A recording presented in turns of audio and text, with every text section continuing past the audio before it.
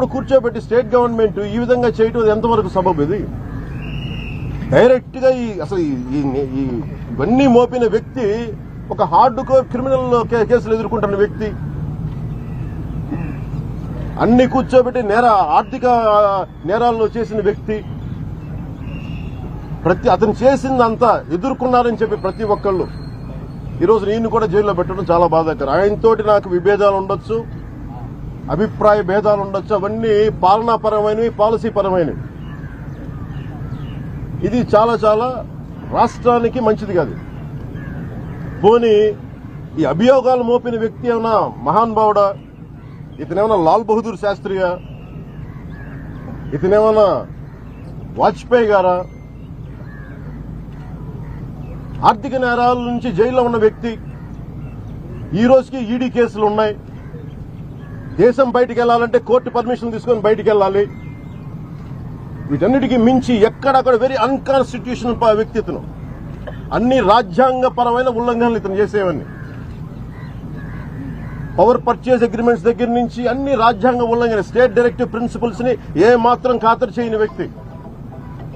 State directive principles ప్రకారం అంతర్జాతీయంగా భారతదేశం ఎంత ఒప్పందం పెట్టుకుంటే రాష్ట్రాలు అవి ఖాతరు చేయాలి. స్టేట్ డైరెక్టివ్ ప్రిన్సిపల్స్ లో అది ఉంటుంది. దాన్ని ఖాతరు చేయని వ్యక్తి,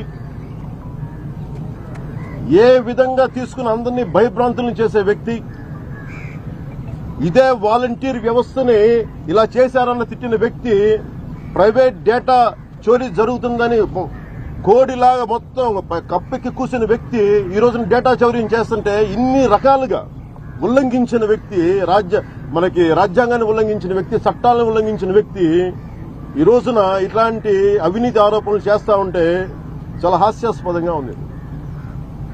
మరి దీనికి ఎక్కడ చూసినా పోనీ అభివృద్ధి బాగుందా? పోనీ డెవలప్మెంట్ ఏమైనా ఉందా? ఉపాధి అవకాశాలు ఏమైనా వచ్చినాయా? ఇతను చెప్పిన హామీలు ఏదన్నా నిలబెట్టుకున్నాడా? మద్యపానం నిషేధిస్తానని చెప్పి మద్యపాన నిషేధాన్ని చేశాడా? సిపిఎస్ ని రద్దు చేస్తానని చెప్పి సిపిఎస్ ని రద్దు చేశాడా? 2.5 లక్షల ఉద్యోగాలు ఇస్తానని చెప్పి 2.5 లక్షల ఉద్యోగాలు ఏది ఒక్క మాట ఏది కూడా ఏ ఒక్కటి కూడా నిలబెట్టుకోలేని వ్యక్తి అడ్డగోలుగా దోపిడీ చేస్తా ఉంటే ఉదాహరణకి మద్యపాన నిషేధంలో దాదాపు 1/3 ఆఫ్ ఇన్కమ్ వాళ్ళ పాకెట్స్ లోకి వెళ్ళిపోతా ఉంది. డిజిటల్ పేమెంట్స్ లేవు, క్యాషే ఇవ్వాలి. ఇంత అడ్డగోలుగా కనిపిస్తా ఉంటే వీళ్ళ అవినీతి ఈ కూర్చోబెట్టి తన మొత్తం బురదలో కూరుకుపోయి ఆ కూరుకుపోయిన బురదను అందరి మీద వేస్తా ఉన్నాడు ఈ వ్యక్తి. పోనీ దీంతో పాటు లా అండ్ ఆర్డర్ సిచ్యువేషన్ ఎవడు ప్రశ్నించకూడదు గవర్నమెంట్ ని.